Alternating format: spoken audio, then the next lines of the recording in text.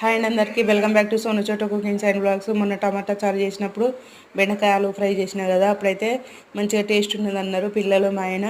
అందుకే ఈరోజు మా ఆయన డ్యూటీకి వెళ్ళేటప్పుడు ఏం కర్రీ చేయాలి అని అంటే బెండకాయ ఆలు ఫ్రై చేయమన్నాడు.